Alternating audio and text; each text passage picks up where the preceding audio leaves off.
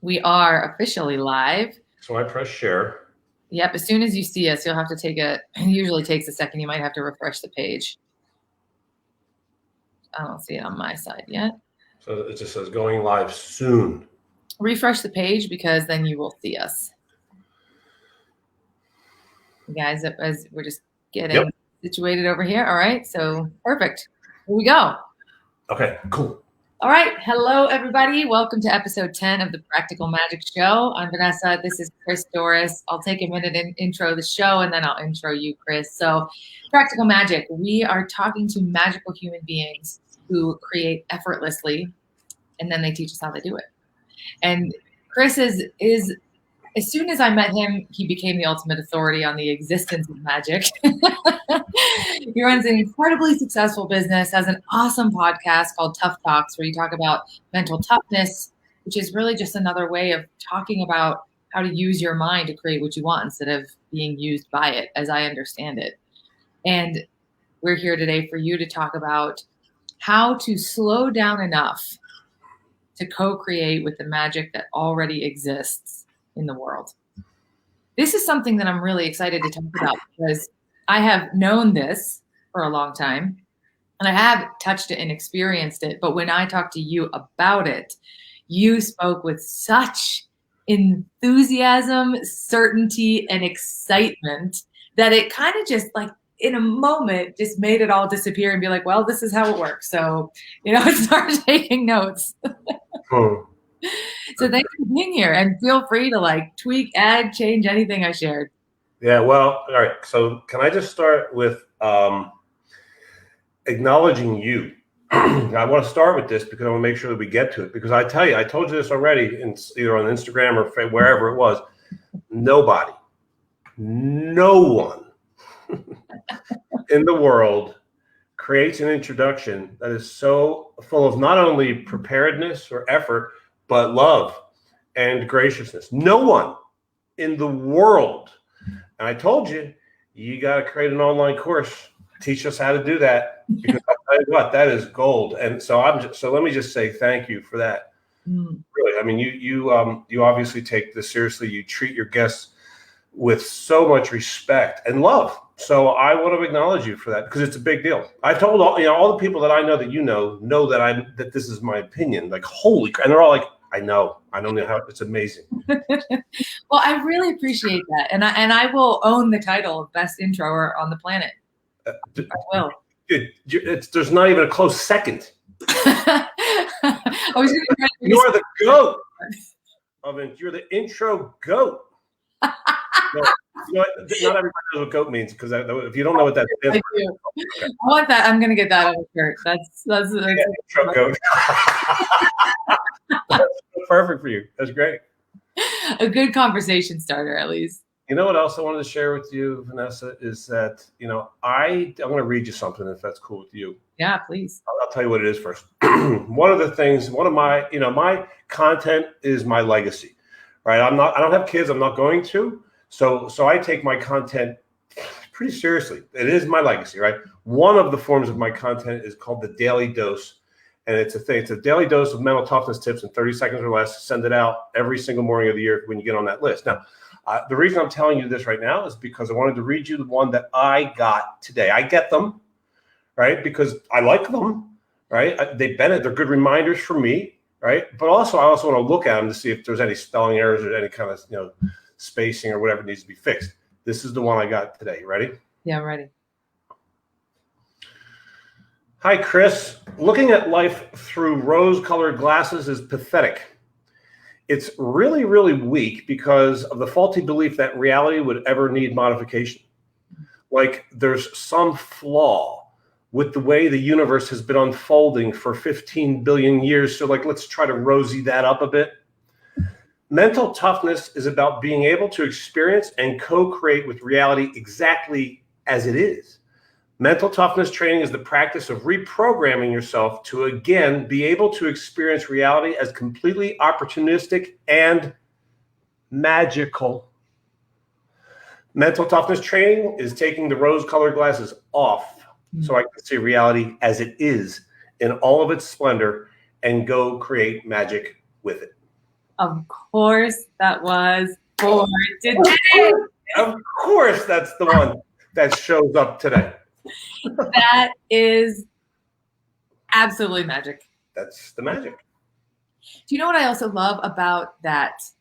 The timing of that, the perfection of that is, and I think the perfect place to dive in is the word reality. Because I think culturally, when we think about the word reality, it's be realistic. Hey, reality check. And it's not used in the connotation with which I heard you write. Correct. Can you please tell me what reality really is versus what we think it is?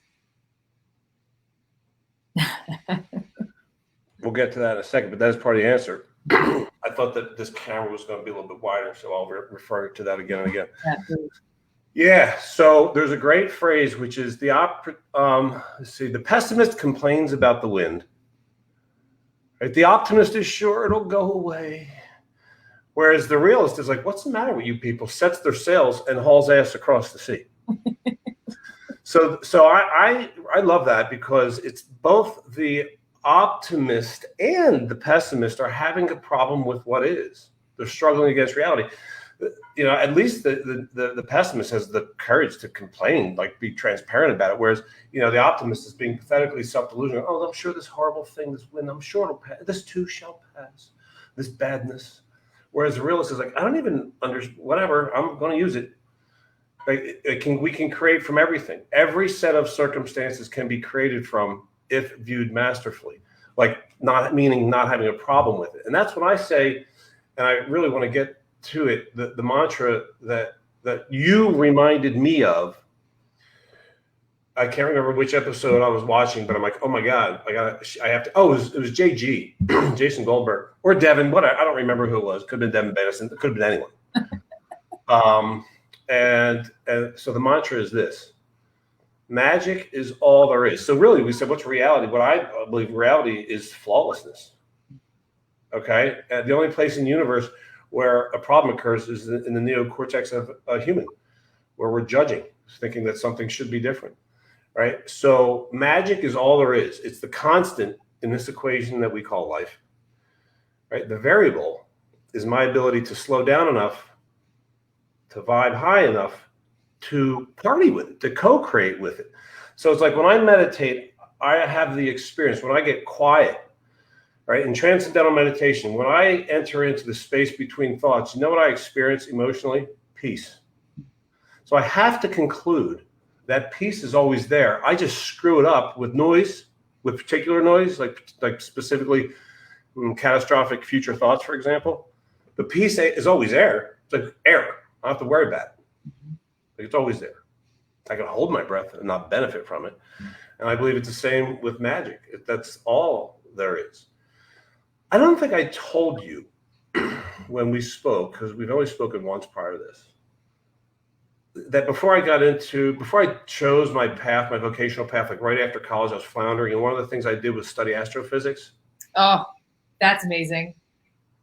You didn't tell me this, but I always wanted to be an astronaut. So this is perfect. I'm all in. Oh, yeah. Okay. Well, then it's probably for some of the same reasons, which is I just always been fascinated with everything.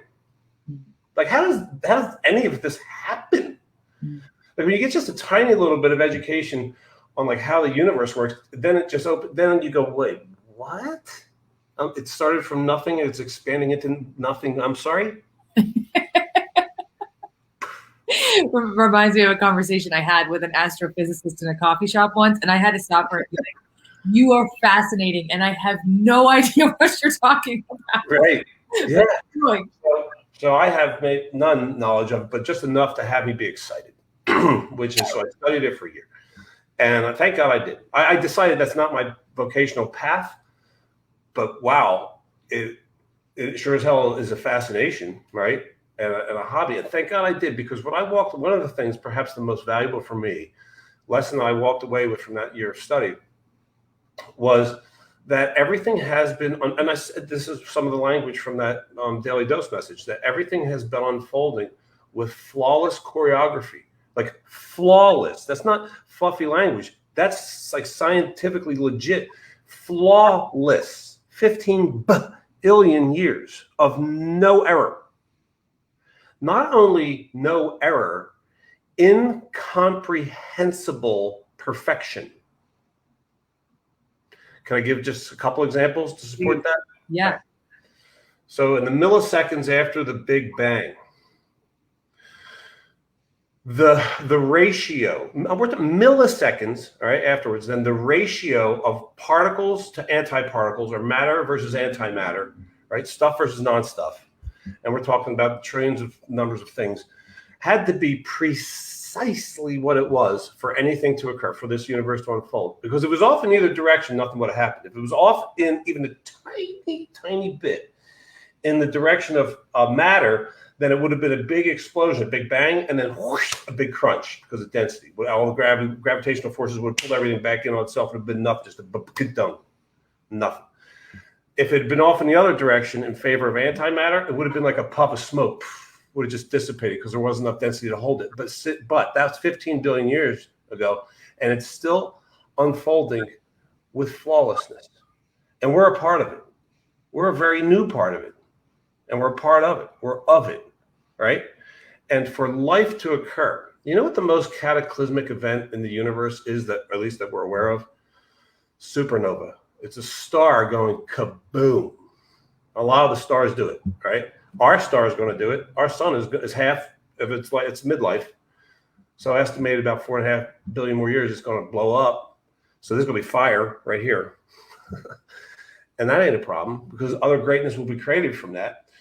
So what happens from a supernova, from the most cataclysmic and violent event that could happen that we're aware of in the universe, the creation of the building blocks of life, carbon, heavy elements, carbon, oxygen, I think nitrogen also.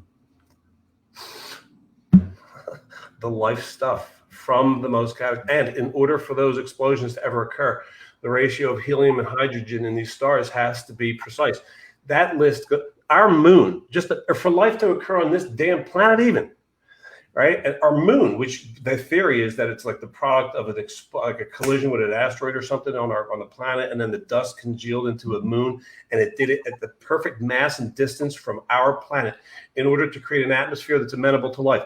And then ad nauseum, those details, all those go on forever and ever and ever. Like all the things that needed to be precisely right. Then you add in the odds of you occurring in all that perfection, right? And there's a guy from Harvard who did the math, and we can look it up if you want to look it up. It's pretty cool. He makes it really entertaining too. He created a really cool PDF. It's super awesome. His name is Ali Benazir, A-L-I, last name B-I-N-A-Z-I-R, B-I-N-A-Z-I-R. And it's just Google Ali Benazir, what are the odds? And you'll see a PDF and just check it. We'll link it in the bottom here later. Yeah, so when you check that out, just have fun with it. It's only a couple minutes long, but you go, oh my God, because what you're going to discover is that you yourself, us, every one of us, by virtue of existing, we are an incomprehensible improbability. And that's just a complete understatement. Yeah. An incomprehensible improbability. You know what the odds are of any of us occurring? Is like exactly as we are. It's like the odds of our parents meeting and their parents meeting, and all that goes on forever. And it's like, what? So it's like the number of estimated particles in the cosmos is 10 to the 80th power. I don't think anybody's gone to the effort of putting a name for that, because like, when are we going to have to talk about that? 10 with 80 zeros. It's big. Huge. Until you compare it to the odds of you, then it's puny. It's infinitesimal, because you are a 1 in 10 to 2.7 millionth power. 10 with 2 points. It is incomprehensible. So it's like, so to try to make sense out of it, imagine we give 2 million people dice. Everybody gets one die. And that die has, instead of 1 through 6, has all the numbers 1 through 1 trillion. 2 million people got those. We hit an air horn, everybody rolls them. These dice are bouncing all over the place. And every single one comes up the same number. That's the outcome. Try to get that. You can't get that. The best we could do is just go, I get that, I can't get that. And that's pretty great. But I mean, but you bringing that dice example really helps it land at least a kind of a little bit, right? It is totally incomprehensible, but so it's magic. So it is magic. That's all it is. We're brand new in the magic scene. So it's like we can either participate with it. Like I want to go into every day acknowledging the truly, and I'll use the words magical and miraculous completely synonymously in this conversation. So I'll say one, I'll say the other is the same thing to me. Mm-hmm. And I want to be in the expectation that, I'm still alive. I'm still experiencing this in human form, the miraculousness. All right, well, let's create some magic. Like what magic do I get to go co-create today? Mm-hmm. And then it requires me to be in that expectation. Of course I will. I mean, that's all there is. So it really kind of feels like, it kind of going back to that first question I asked, it's like reality is magic. That's the first piece of it. When you really start to see that, how you participate in your day comes from a completely different place. Am I understanding that right? So 100%, right? So how I want to, all right, can I tell you the story about A-Fest? Yes, go on, please. Maybe like a month, so yeah. I feel like it's time. So a little backstory to the story. When Chris and I met, you want to give a little bit of the backstory? Yeah, 100%. So speaking of Jason Goldberg, he insisted that I attend because he hosts it. Jason Goldberg is a host of this event that's held by Mind Valley, and it's I think it's the coolest event, and it's called A-Fest. The A stands for awesomeness, totally appropriate name. All right, a group of globally conscious human beings who are making a difference in the world show up at some magical place in the world. They always pick truly magical locations, and they hang out together. There's speakers and there's events that have amazing, seriously, like the best parties I've ever been to in my life. Unbelievable theme parties, costumes and all. I mean, like I had a costume maker make a costume. It's that good. It is that good. So anyway, it is 4 days of purely enriching experience. Being around people who are full of and the desire to celebrate life together and make a difference. And so when I leave those events, I've only been to 2, and I've had the exact same experience, and I'm going again in October, and I anticipate, why would anything be different? Why would anything be different? I imagine that if a cell phone had emotions, the emotion it would have when it's on 100% full charge, that's how I feel after an A-Fest experience. I get that. And it's going to take a lot of effort to lower that juice. Right. So the first one that I went to was off in Sardinia. That's where the story comes from. It was in Sardinia, Italy, because they all have a theme, and the theme for this one happened to be longevity. Sardinia is one of the 5 blue zones on the planet where people live weird long. So it's actually a great place for it. It's gorgeous. It's a magical place. So before I go, I want to make a plan for what am I going to do afterwards. Because I don't want to go over there for 4 days and come back. But I've already been to Italy. So this is my birth mom. And that's the day we were reunited. That's a whole nother magical story. That's almost 14 years ago we were reunited, and we talk all the time. She's an incredible world traveler. So I could call her up. And I say, I'm going to Sardinia for this thing. And what should I do afterwards? I've already done Italy like 3-4 times. What should I do? And without even taking a breath, she goes, I'm going to tell you exactly what you're doing. I'm like, what you got? What you got, mama? And she said, you're going island hopping in the islands of Greece alone with no itinerary. I said, that's why I hang with you right there. And I love that. So I did. So that's what I did. So I go off into the islands of Greece where I'd never been before. And all I left a whole bunch of stuff. In fact, I left my toiletries by mistake.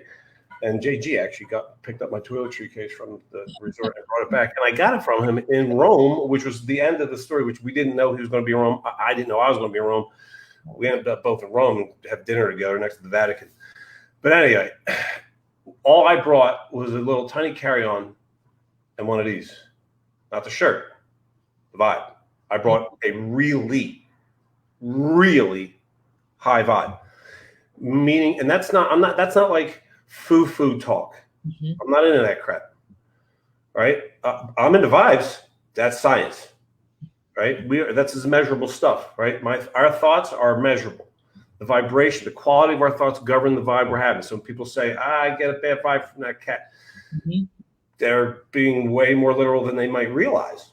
Right? But I just want to get a tiny second pause on that, because I think that's really important, because we do use the words like high vibe, weird energy, a lot, but I think miss the impact of what it really means. So you're saying that this is not like, this is an actual measurable physiological energetic experience when you talk about high vibe. There's a device called a magnetoencephalograph. It's like a big, funky, overgrown, old school hair dryer kind of thing you would see back in the day. The lady sitting under that big eggy looking thing, but it's big, and it measures the vibrations. So they give you different stimulus. They'll show you pictures or say things, and they watch how your responses, your thoughts, vibe change, frequency, vibes. It's real deal. One of my teachers said to me, all of us, we're always either polluting or purifying the environment with our vibes or our thoughts, the same thing, because the thoughts create our expressions vibrationally. Yes. So like energy is all there is. So I want to participate with the high vibes. Now I study, part of my whole chunk of my life was all about peak performance and working with athletes, exclusively with athletes before I went into business world and stuff. So I'm all into like peak performance, right? And it's consistently true that we're at our best when we feel our best. As humans, we are at our best. No one has ever described a peak performance as feeling shitty. Right. It was the best ever, but God, did I hate it. That's never been the description. And it's not going to be. No. It ain't how it works. Like every time I let go of this, it ain't going up. It's not going to go up. We get the laws, and the same thing with vibes. So I go into this. So yes, it's science, and I love it. It's the science of reality. It's the science of, and it is magical. And maybe that's just an interpretive word to put on it. I don't care. I love it because it's perfect. I'm convinced that like the universe knows what it's doing. And so I go off into the islands. I have I get to Athens, and I don't know where I'm going. I don't know how to get to I presume I'm going by boat. I'm like, you guys, where's a boat? Boat. So, I figured I just get on a boat and I pick Santorini because that's the one I'm familiar with, the first one. And I get there, and I'm going to fast forward because I couldn't tell this story in another, we have like 10 minutes. Here's a list of 48 distinct stories of magic, Vanessa. These are magic stories. Look at them, from the Italy and the Greece trip. It's like, oh my God, I didn't even goosebump moment. I've had this for 3 years. You know what I entitled this folder? I swear I did not even think about this. Oh, yeah. I didn't even know that until I'm looking at it right now. I got goosebumps all over me. This moment was you were already arriving here. All right, let me tell the story so I don't drag this crap. Good. All right, so one of the many millions of things that had 848, that at least the ones I remember, was I got this amazing place. I didn't have it, right? It had nothing, but I got this amazing place with these amazing people because they're vibing up there. There's all tourists all over the place that need help, but why'd the guy come to me? Well, I think it's because of that. It ain't because of me. It's because of the vibe I chose. That was the distinction. That's why all these great things happened to me. Whatever, right? I was co-creating. I was connected with the good vibe. So people were picking me out and helping me, and I was making friends. So I got this great, unbelievable, I call luxury cave because it's into the side of the hill. Santorini's at a ridiculous place. So, you have this front porch and there's jacuzzi, and it's just stupid. I'm looking at the caldera and everything. There's like all the white homes and the hills and all. And I'm like, this is yay. And I hear the clanking of like dishes and some music up here. And I think, okay, that's a restaurant. I can't see it. But let's go check it out because I bet the view's pretty good up there. So I go up there and I have a dinner and I ordered something. I don't remember what it was. It was all right. But I see people next to me, they ordered this whole fish. They got a whole fish. And I thought, I want that. I'm coming back tomorrow. And I told the people there, I'm like, I'm definitely coming back. I was probably a little too loud because I was amped the whole time. I'm like, I'm definitely coming back for lunch tomorrow. Okay. And I'm getting that. So like, all right, we'll see you at lunch. So I'm like waiting for lunchtime. So I went up there like 11:50. I'm like, I'm here for the sea bream. They're like, how you doing, sir? I remember from last night because I was wearing a stupid bucket cap. And I'm like, this is the best day of my life. And I'm like, all right. So I ordered a sea bream from my waiter. And he goes, oh, I'm sorry, man. Our fisherman delivers every day, but he hasn't made it today. And we haven't heard from him. Maybe we will. I cannot promise. Is there anything else I can get you? I'm like, no. Oh, no. Wine. White wine. You can keep that flowing. But no, I'm getting. Is there any chance that he's gonna? Yeah. Cool. Are you cool with me? I'll take care of you with a healthy tip if you're cool with me hanging, because I ain't going no. What? Are we good? And he goes, you're perfect. So he comes back like every 10 or 15 minutes, and the poor guy, he's like, I'm so sorry. I'm so sorry. I'm like, stop. Like I'm telling you right now, everything's perfect. We're good.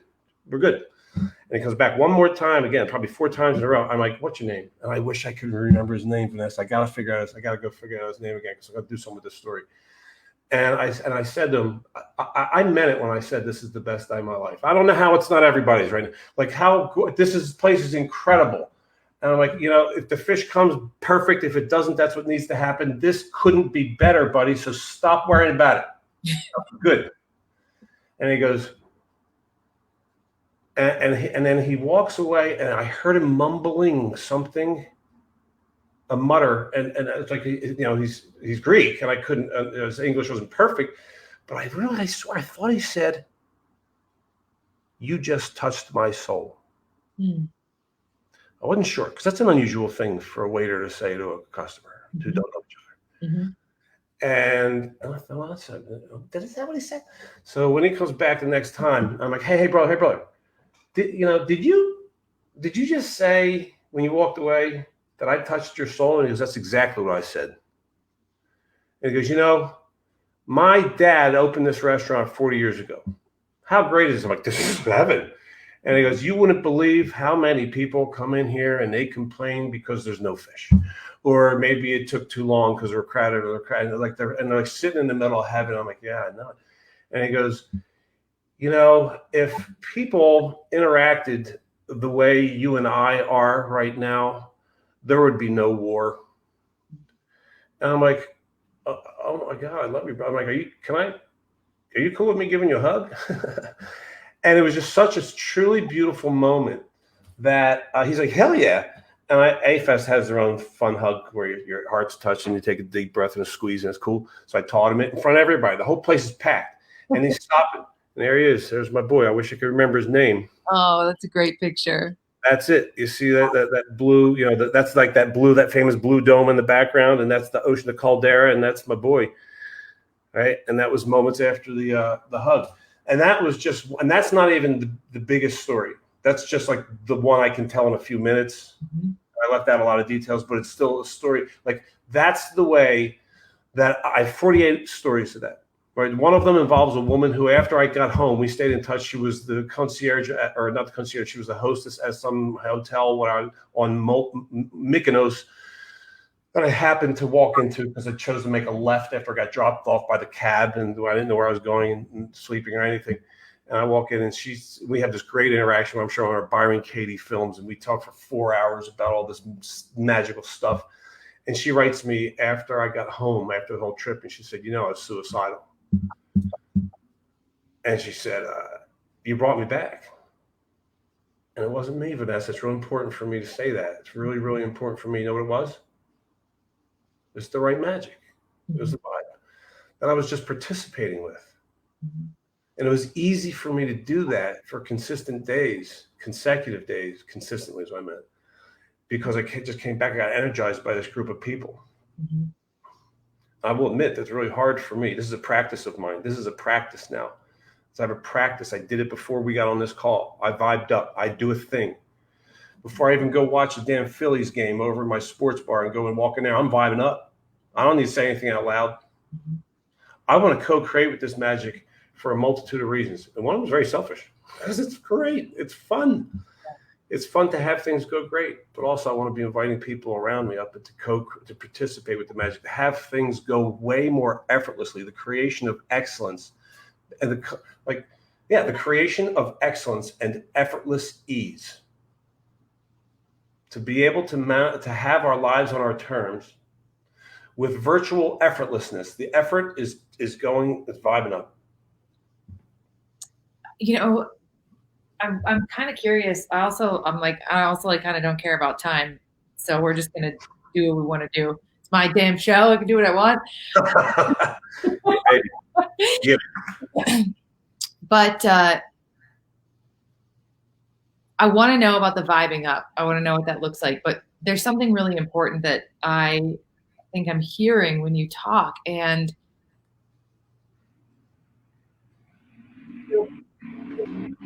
yourself in a very intentional and humble position in the occurrence of everything. That's what I'm hearing, right? Like you are understanding.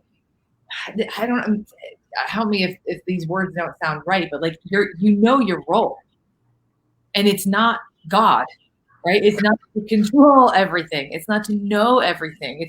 But you understand that you are a critical participant who had unfathomable odds of being in the game at all. But it seems like you know how the game works and you're just playing. And you know when you're not playing. You know when you're playing badly. You know when you're right. And I don't know, maybe you can always get yourself back in that space. But when I hear you talking about magic, it's like, that's it. That's what is.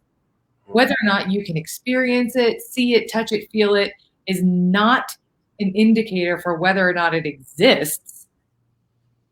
It's what you're doing. It's how you're participating. And what I'm hearing in all of these stories and everything that you're sharing so far is you know your place, you know your role. And I don't mean that in the way that we kind of talk about that, like know your place, but it's like you're not lane. That not stay in your lane thing. Yeah, that's it. My role is the same as all of ours. We are. So here's one product of some of the deep work I did with a coach named Steve Hardison. The very first one, these are my I am statements, all right? This doesn't need to be explained. But the longer version of I am divine grace is I am divine grace in human form. I am an expression of divine grace in human form. Now that's my language, and you could say that we're all expressions of God. We are all of the universe, however you want to call it. It doesn't matter, whatever language works for you. My place is perfect the way you said it, Vanessa, is that I'm a participant. And I want to participate in that. Like I told you, I'm really into peak performance. I'm really into the creation of excellence with effortless ease, like co-creating the magic with effortless. That is the zone. I have witnessed too much amazing shit in this life to ever be able to ignore the fact that the co-creation of excellence is effortless. So I want to work my ass off at being able to let it be easy. Okay, talk about that, because I can see moments in my life where what I would do if I'm not creating excellence is work harder, try harder, force more, stress more. It doesn't work. It's never worked. It's never going to work. It might work to kind of get you some sort of something, but it doesn't feel like excellence. It's certainly not effortless. There's no ease. You said I want to work my ass off to make the co-creation of excellence easier. It's the only thing I want to work hard at, really. Mm-hmm. is like unlearning defensiveness, unlearning all the things that would have me vibe down. All right, like being threatened. I want to work hard at reprogramming the way I interpret reality, so that I'm like Byron Katie says, until you're able to respond to all of life with enthusiasm, your work's not done. I love that. Right? And in theos, by enthusiasm, the word itself, so badass. It's of the Greek word entheos, which means the creator within. So let's like vibe up and choose to operate from states like enthusiasm, high, super high grade states. That isn't really hard. Mm-hmm. What makes it hard? What makes it hard for you? It's not hard, but what makes it feel hard? I think the thing that makes it the hardest. All right, well, maybe that's not all right. So I have a two-part answer. One is that we haven't been educated to believe that we are completely in control of governing our emotions. We have been conditioned to believe that that the outer world governs the inner world. So the mantra for that is the outer world is a reflection of the inner world, right? So these stories, these magical stories are the result of the outer world results of what I was doing in the inner world. I don't care if it's here or here, both, it's all of it, right? And so what I was doing was bringing joy and celebration, a lot of smiles. I wasn't smiling on like fake. It was just smiles on my face because I was feeling so good, you know? And I was like responding to people. Like if they said no, I'm like, cool, that's cool. And like, that guy's really nice. Yeah. You know, so it's like, and it's attractive. You wouldn't believe how much free shit I got. I got invited to all these the guys who found my room he carried my luggage down these cobblestone, hills, would refuse a tip. After they got me, spent an hour and a half getting me this ridiculous room that was like a last second cancellation from some rich person. They got me a deal. It's like, effortless. If I can do the work, like I said, I wasn't joking. When I walk into even a sports bar, I use that sort of like as a contrast example. I'm going in to sit down and have beer and watch a baseball game. What do I need to vibe up there for? Why? Because it's still part of life. And I don't need to. I want to, because I've witnessed too much of the beauty of the gifts that we're capable of co-creating to ever want to forget to connect with that vibe, to connect with the magic so I can benefit, so we can all benefit. So everybody that I'm around, I can increase the probability of them also benefiting from the magic that we all are privy to and expressions of. So talk about co-creating. I mean, I'm going to assume I don't know what you mean. I mean, I think I do, but I'm going to assume I don't, because I don't want to bring any of I don't want to or any of your magic into mine. So, because I don't know, I mean, first of all, when I meet someone who is kind of new to personal development and I ask them what they want to create, they think, I mean, what do you mean, creativity, art class? Like, you want me to draw a picture? Like, first of all, we're so disconnected culturally from the word create in the first place, what that actually means. And then when you talk about co-creating, I just want you to dive into that yep. What it means. So when I say magic is all there is, here's the abbreviated version. Magic is all there is. I don't have to create it. It's already there. It's been there for billions of years before humans came around. We're not creating it. It's been there for long. We just became an expression, a newer expression of the universe into the magic. So I don't need to create that. It's been there for billions of years. Right? So I can't create that magic, but I can pretend, I can fool myself into believing that it ain't there. And I can create struggle. I can create all the unnecessary struggle by choosing to entertain, all kinds of disastrous future thoughts or holding on to resentments and whatnot.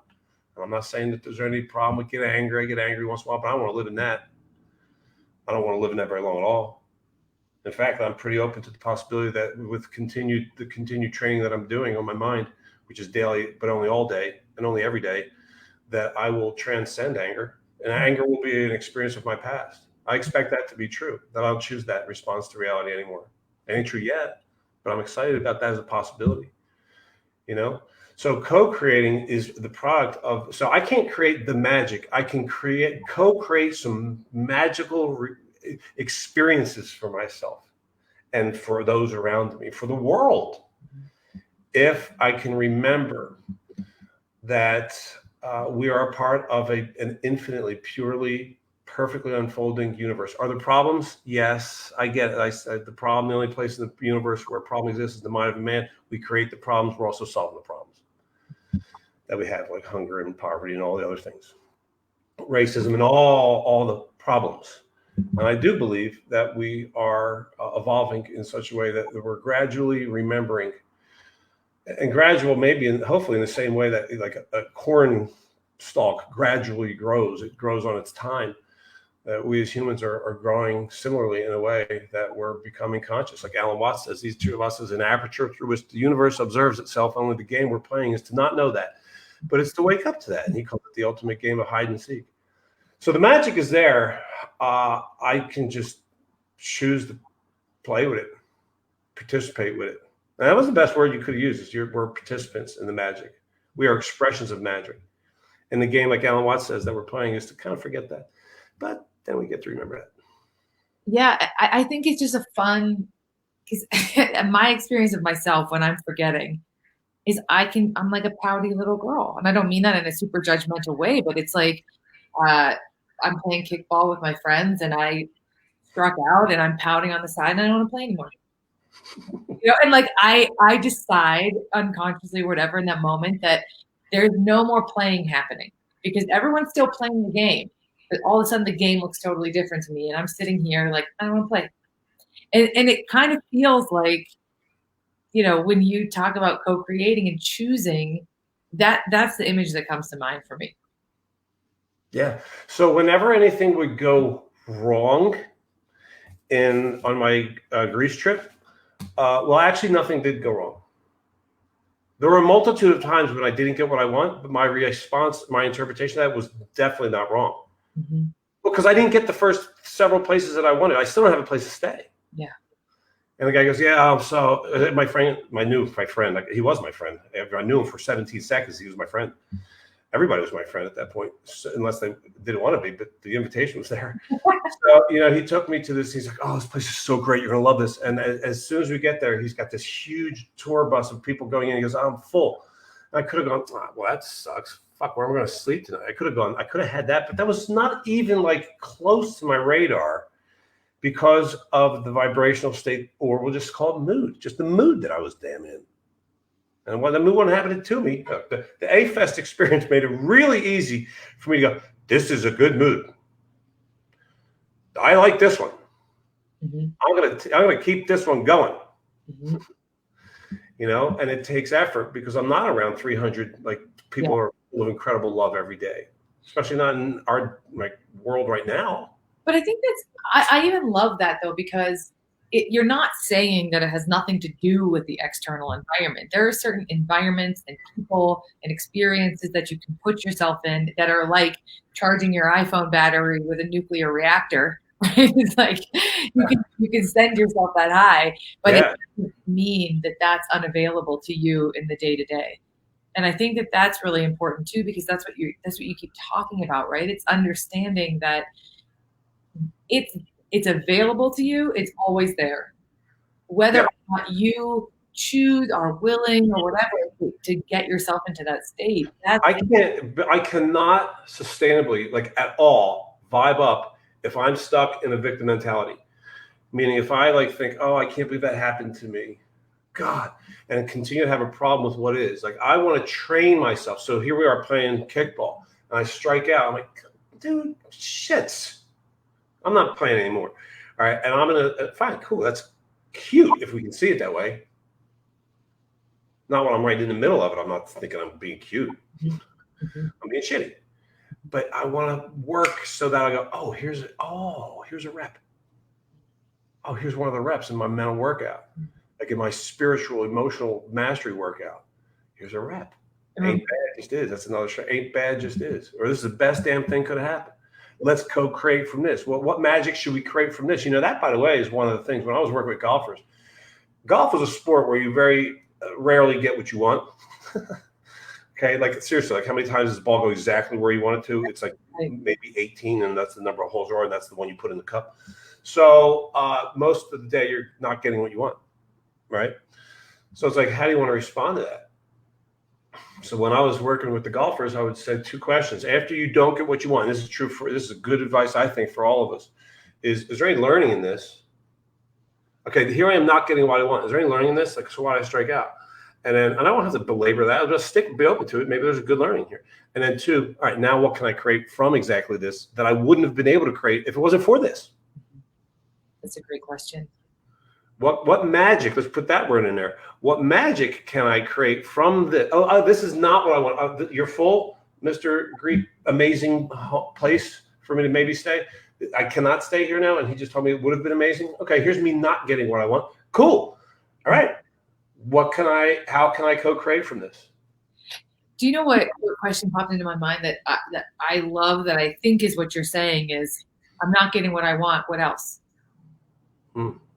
Because I like that a lot. Because it's this idea that I think one of the things that gets in the way of me vibing high enough for magic is deciding I know what I want and being stuck on that. Because you know, and this, what you said too, like this, what learning is available, but like it's also this other element of you ended up in an incredible place that you wouldn't have been in had you got the first 3 places that you showed up, but you didn't know it existed. No. Right. Know you were headed in that direction. But I think that that question just popped into my mind. Okay, you didn't get the gig, you didn't get the contract, you didn't win the game, you didn't get the hotel, you didn't whatever. What else? What else is here that I don't see? Yeah. And if I can I tell you, Vanessa, I can't really accurately convey how grateful I am for having made the choice to study astrophysics for that year, because being able to read my textbook is right over there on my bookshelf. I'm looking at my textbook and my notebook from that because I want that in my face because of the because I never want to forget that I create the illusion in my mind with my low-grade interpretations of perfect reality that there's a problem. And it's pretty impressive how this universe has figured it all out so that when I really vibe up, I don't get what I want, but that's not even a concern. It's like, oh, how interesting. All right, so what else? I love it. Okay, what else is there? What else is there? So here's my last question for you. Tell me, and this might be a multifaceted question, so feel free to answer it however is true. How do you vibe up? Okay, so it's okay. I'm going to give the simplest possible response. Okay, is I think like a champ. That's it, right? So I'll think. All right, so for this experience, there's all different kinds of vibes, right? There's all different kinds of states. So I created an expert Buddhist state for this one, because for me to be truly of service to our audiences, or whoever might experience this conversation in the world, then I want to be cool with my expertise. I want to be in a cool, solid state, but not know it all. But I'm amazing at what I do, and I got some goodies to share, as well as the peaceful Buddha servant. Right. So I actually activate those separately. You could call this your game face. That's the terminology I used when I was working with athletes, because that's the cool word. Yeah. It's like, hey, get your game face on, babe. We got to go tee it up, or we got to play. Is your game face on? You know, and what that means is, what mood are you creating your peak performance mood? So my peak performance mood changes from situation to situation. So in the Greek Isles, all I kept creating was love. Well, love and enthusiasm and celebration. Wait.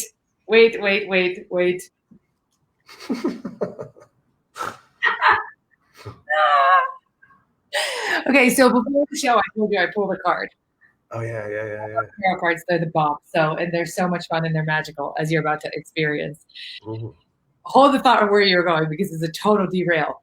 I had another deck that I pulled from, and I pulled a card. Oh, baby. Hell yeah. There you go. Of course.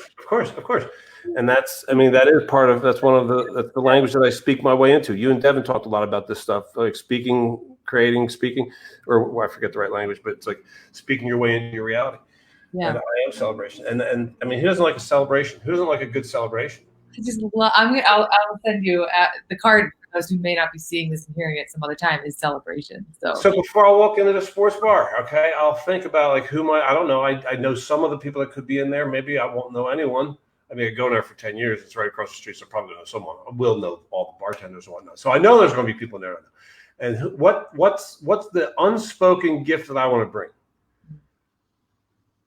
Right? What's the energetics that I want to give to them without ever talking about it out loud, but that is real and experienced?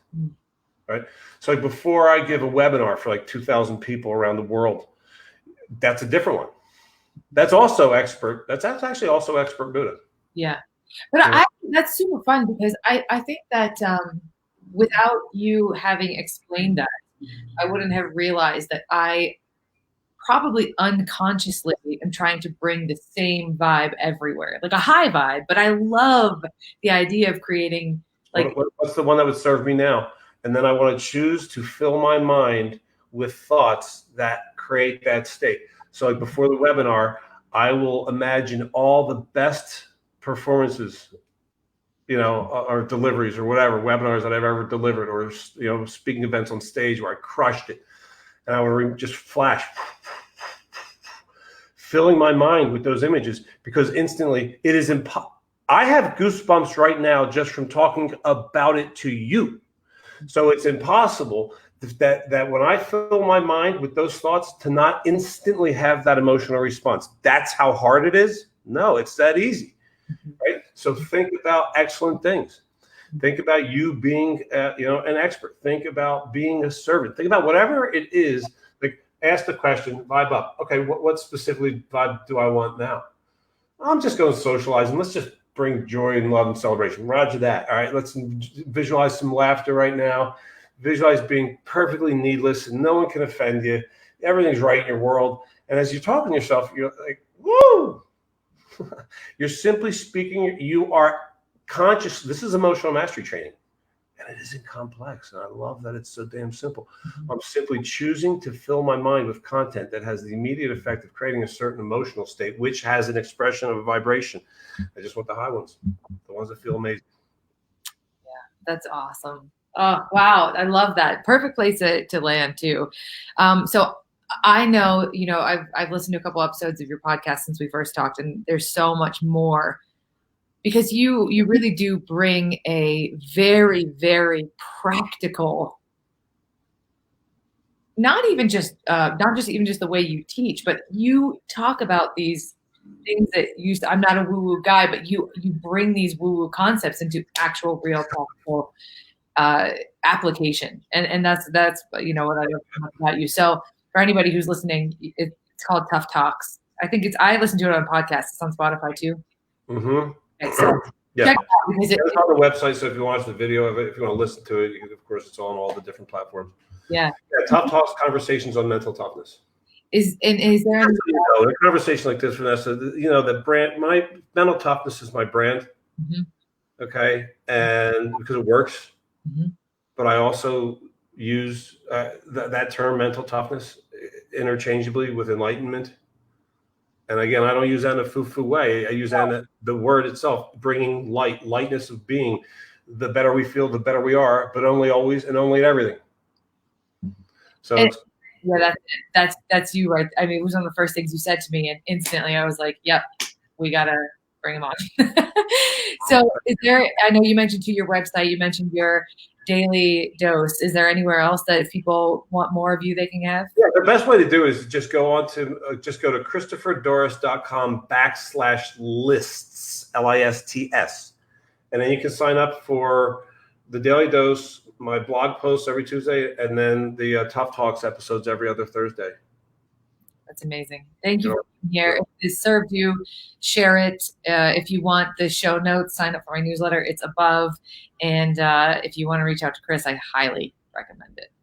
You're amazing, Vanessa. Thank you so much. Really appreciate you. Yeah, likewise. Thank you.